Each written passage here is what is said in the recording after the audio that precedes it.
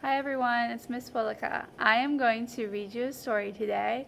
Since it's very close to Easter, we are going to talk about the Icky little duckling. And there's also a little rabbit in here also. So I'm going to read this to you and make sure you listen very closely because you're going to answer some questions afterwards. So this is called Icky little duckling.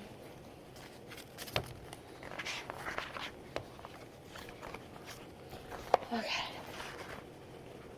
And we have Mr. Rabbit. Mr. Rabbit liked everything to be just so. Every flower just so.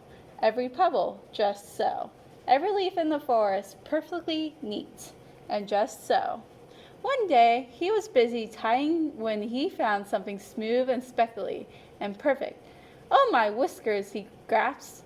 "You're just the thing for my collection." So he found that little rock.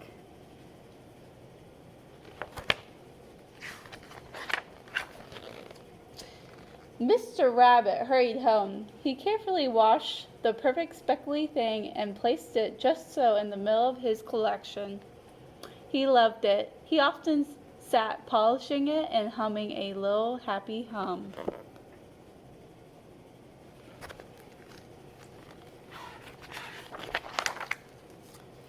But then, one evening, crack! A jagged line appeared down the side of Mr. Rabbit's perfect, speckly thing. "Oh, my whiskers!" he gasped in horror. "Don't worry, we'll soon have you mended." But it was too late. Crack! It broke into two.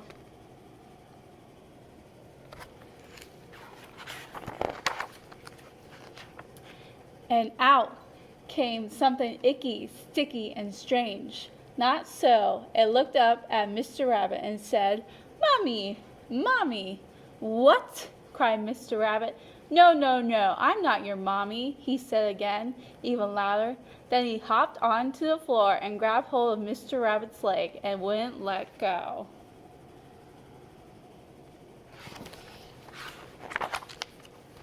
"Yikes!" groaned Mr. Rabbit. He popped the icky, sticky thing into a big, bubbly bath. "First you must be clean. We'll find your mama in the morning." Soon there were bubbles on the floor, bubbles of Mr. Rabbit, and bubbles all over the burrow. "Goodness me!" gasped Mr. Rabbit. "You are a duckling."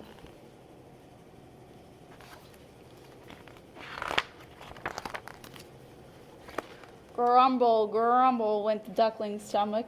"Oh, brother," grumbled Mr. Rabbit, "now you're hungry. Ah, do you like oatmeal?" The little duckling did like oatmeal.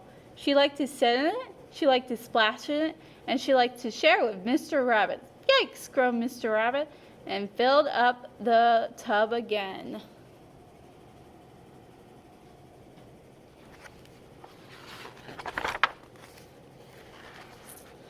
Yawn went the little duckling. "Bedtime, thank goodness!" cried Mr. Rabbit. "It will soon be morning." He popped the duckling into a box and tucked her in just so. But the duckling didn't stay just so for long. "Mama!" Mr. Rabbit flopped into his chair. "What a mess!" he groaned. "I'll tidy it up in the zzz." "Mama!" whispered the little duckling. She scrambled up to Mr. Rabbit's lap, snuggled up, and fell fast asleep too. So that is our story. I will finish that on our next lesson, but I want you to do your best to answer the questions. I'll see